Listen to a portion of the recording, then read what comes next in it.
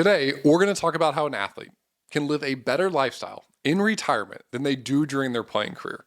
And they can do all this without hitting a home run investment, but by simply having the right system in place. Now, I know this system works because it's the same system that I followed during my playing career to build wealth. It's the same system that I've guided dozens of athletes through to make sure that they're making the most of their opportunity set when they're playing. And here's the thing that you need to understand. This system, this isn't built for everybody. This is a system that's built for the 1% of the 1%. The athlete that has an incredibly short earning window, but has decades to live after they get done playing. And in this video, I'm going to walk you through two athletes that both make $30 million during their career. But the difference is, one of them will retire with $17 million saved and the ability to live a better lifestyle in retirement than when he's currently playing. And the other player, he's going to have to take a more than 90% haircut on his spending. Let's dive in. Let me set the stage for you. $30 million. It is generational money. There's absolutely no denying it. If anybody says otherwise, they are completely full of it. But here's the other reality. That as a professional athlete, you're facing this weird conundrum where there's two major issues at play. Issue number one, you've never experienced any money like this. And you're going to get it all at once. You're going to get it in the first decade of your life. Now, I want you as the viewer to think about what you did with your money in the first decade of your life. Think about how many silly decisions that you made. Now compound that with the fact that you might be making millions of dollars a year. And you can quickly see how this problem can become a major issue for an athlete down the road. You're making these decisions on millions of dollars with no experience that are going to affect you for the rest of your life. The second problem to that continues to compound the first issue is that you are now in a locker room with players that are earning $25, $30 million a year. You're in a locker room with players who have survived all the odds. They didn't just get to the highest level. They've been there for 5, 10, 15 years. They might have $50 or $100 million saved, but you're sitting across the locker room and you're seeing the watch that they have. They're talking about the vacation that they went on in the offseason. They're talking about the car that they just got delivered to the clubhouse, paid full sticker price, and it's now sitting in the parking lot. I kid you not. That is a true story, my friends. So you can understand how all of a sudden $30 million, while it's generational money, can quickly go away like that. And here's the truth. When it comes to athlete spending, one of the biggest misconceptions that I see over and over and over again is that all of a sudden it just goes away. It's poof, it's gone. But it's not like that. Now look, I talk a lot about helping athletes, but the truth is we help a lot more than just athletes. And the first step for you getting smarter with your money is to take our Moment Money quiz. In 2 minutes, you will find out in 6 key areas where you stand with your money. And not just that, you'll know exactly what you need to do to be able to improve. You see, the issue that athletes face is it's this slow fade over time. We talk a lot about compounding in a positive way, but when I think about lifestyle and when I think about spending and I think about all these bills piling up over time, compounding can go the other way too. And that is what happens for most athletes. When we see an athlete on 30 for 30 broke, usually it's not one single decision they made. They didn't buy the most expensive Lamborghini and they lost all their money. No, they bought one car, and then they bought 2, and then they bought 3, then they traded them all in, then they bought the second house, then they went on the vacation they shouldn't have gone on, then they started supporting every single family member, and before you knew it, they were looking at their paycheck and they were saying, I'm making $1 million a year, but I have absolutely nothing to show for it. Because the truth is, for an athlete, it's a slow fade to bankruptcy. It's not a quick hit. Now, when I have an athlete that walks into our office, and we start talking to them about their numbers, the first thing that I want them to understand about that $30 million that they're going to make during their career is what are they actually going to take home? So consider that agent fees are going to be somewhere between 3 to 5%. That's $1.2 million right off the bat. Consider that the top federal tax rate is 37%. And then consider that state income taxes will range anywhere from 0 all the way up to north of 13% if you're in California. So let's do some math on this together.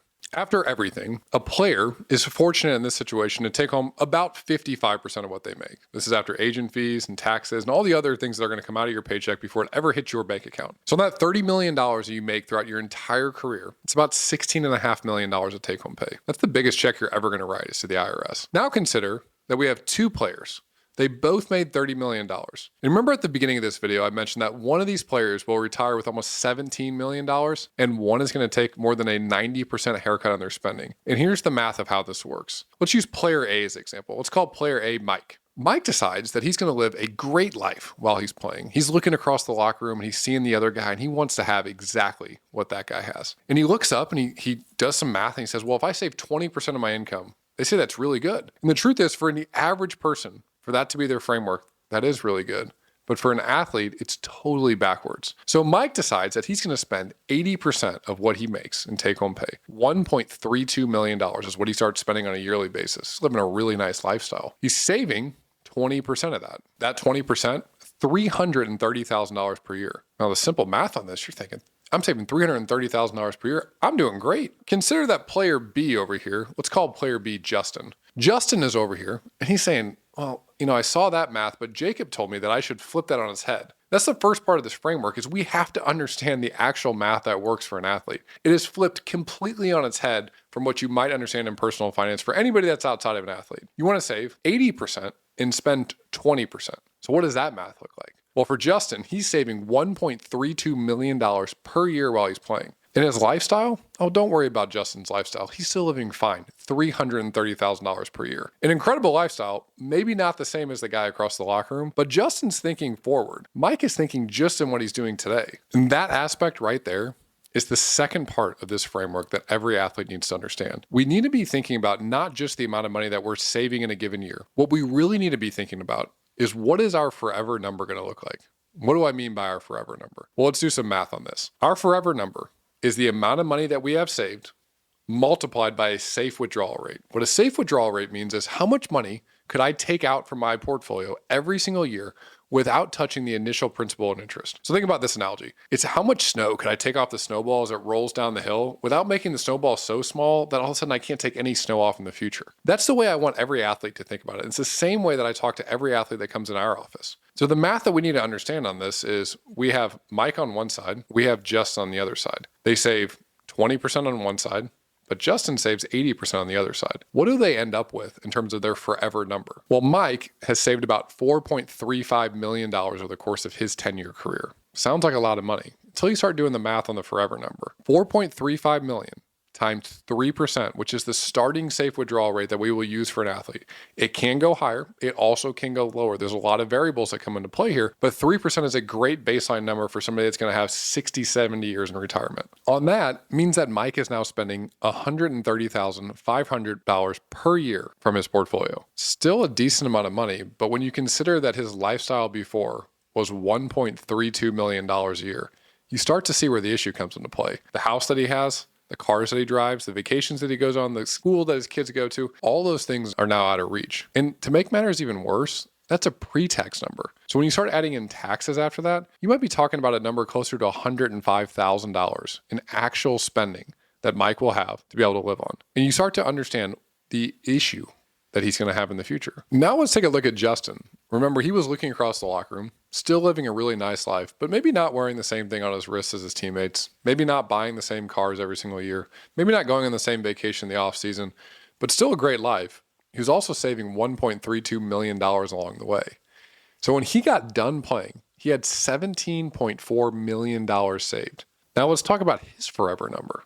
He could pull a little more than $500,000 off his portfolio every single year forever without running out of money. Now you reduce that with the after-tax number and you're still talking in the high 400s that he's actually able to spend. And all of a sudden, you quickly understand that Justin made the wise move. Justin, because he followed this framework, can spend more money in retirement than he was spending in his playing career. And Mike is over here kicking himself. But here's the thing that every single athlete that I talk to truly needs to understand. There are no do-overs with this. When I talk about Mike and Justin's story, it's easy to think about these as hypothetical athletes. These are real athletes. These are people that I've worked with. I've seen this exact situation come up time and time again. And never is because Mike bought the most expensive Lamborghini. No, it was a slow fade. He started building the lifestyle, and over time, it became so unsustainable. And then when he got done, he had to have a conversation with somebody like me to tell him that lifestyle, we can't even afford to do that anymore. Now, I'll tell you right now, it is much more fun for me to have the conversation with Justin and be able to tell Justin, you know what? We can actually live a better lifestyle. We can spend more money. We can turn that money dial up in the area that you love the most, even more because of what we did 10 years ago, for what we did over the course of time. So when I talk about this system for athletes, what I mean is this system is specific to you. If you go out and you look at a personal finance calculator and you ask it how much you should save, it's probably going to tell you that somewhere between 15 to 20%, spot on. As an athlete, I'm going to tell you right now, if you don't flip that on its head, you are going to be in a world of hurt when you get done playing. Because the truth is, we have a short earning window. We have one shot to do it right, and we have decades when we get done playing. So my friends out there, my advice to you as an athlete is to treat every dollar like it's going to be the last. To build this framework into everything that you do with your money. And to understand, what is your forever number? Because it doesn't really matter what you have saved. You need to know what you could actually spend off that money that you have saved when you get to retirement. Because if I know anything, you'll be a former player a lot longer than you'll be a current player. As always, my goal is to help you get smarter with your money. Until next time, my friends.